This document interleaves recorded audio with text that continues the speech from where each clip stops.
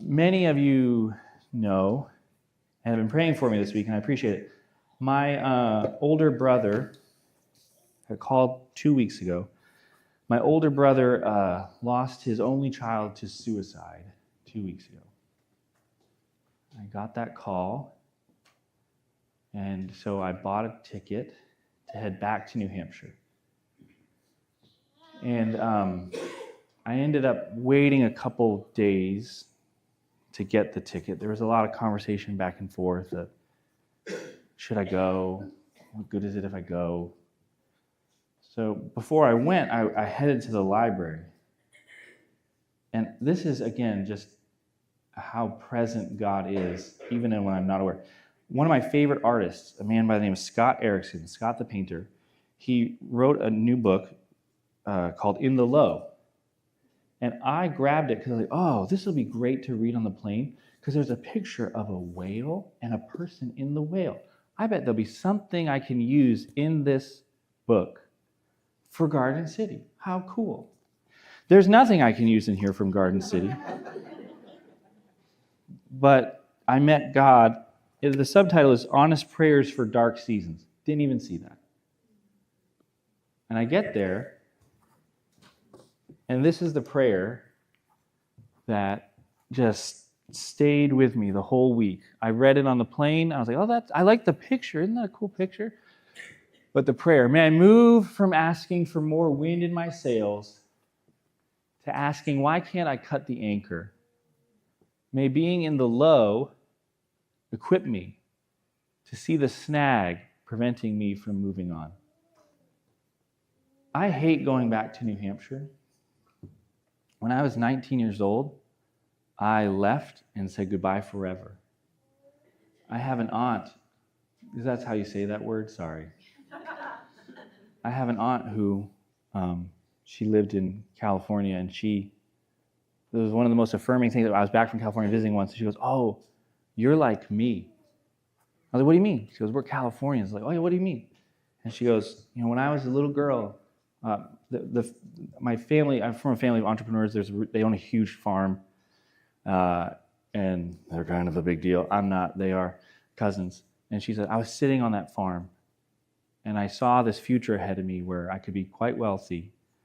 But I remember watching the sunset. I said, I'm going to live where that sun sets. You're like me. You're an adventurer. I was like, yeah. I always hated going back home because nobody understood that. I've always felt so misunderstood. And so going back home, I've done a lot of work, and I've met the Lord, and I've grown in really crazy ways. I'm like, well, what's going to happen putting myself in that situation? Also, couple that with crazy situation. And what's going to happen?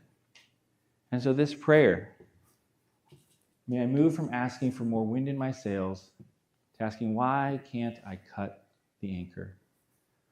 May being in the low equip me to see the snag preventing me from moving on. I feel super grateful. I'm from a blended family.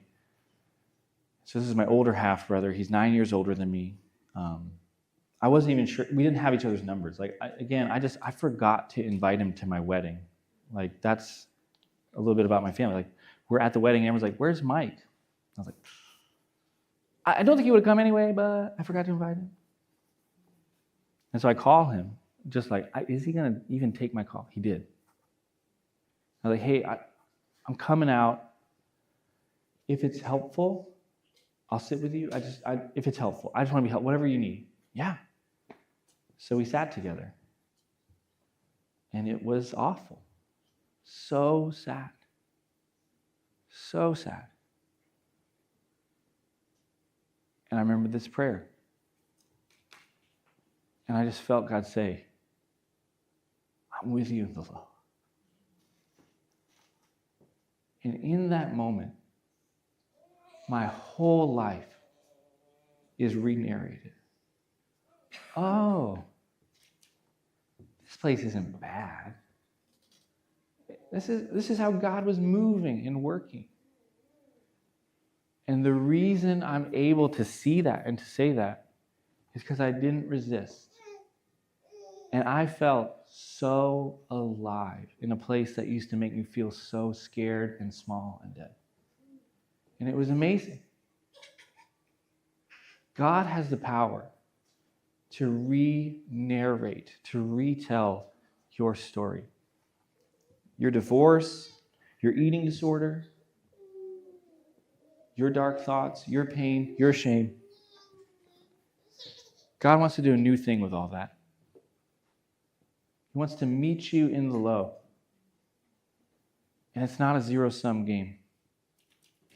That's what he wanted for the city of Nineveh. That's what he wanted. He said, I just want to give you my unconditional kindness. I don't care if this church becomes a mega church. I don't care if this church grows. I just care about this. I just care that in the low, you meet a presence that says, I got my arm around you. Let's look at your story. Let's look at it. And when you do, that anchor does get lifted. I've experienced it again and again. We don't deny the low. Like, one of the things, just a weakness of me as a pastor, is I'm just like eternally optimistic. And I even realized part of the reason why I do that while I was in New Hampshire. I was like, oh, we had a party, and there were like, again, why would we have a party? It was strange. We had a party, and there were guests there. And I realized I'm like joking around with the guests. I'm like, why am I doing it? Oh, I don't want them to see all this low. So I'm like, hey, I'll play host. This isn't my house. I don't know where anything is. I'm fun. This family's fun. Don't look too close. And the Lord's like, hey, that's old. What's new? And I just got to let them see everything. Like, hey. And I felt God saying, like, that's new. Let's step into the new. It may not make sense stepping into the new. But because he's there, it'll put wind in your sails. And I genuinely want you to be alive. I don't want you to have the dead faith of the living. There's no life there. But we're going to go through this book, and we're going to see that you can experience the unconditional kindness of God, who meets you in your lows, who re-narrates your story. And I'm confident that when you experience that, you'll look at your neighbor and go, that's what I want for you. I want you to have freedom. And your freedom doesn't threaten my freedom. Your belonging doesn't threaten my belonging. I want to receive the new that God has. And we're not going to protect what was and miss what could be.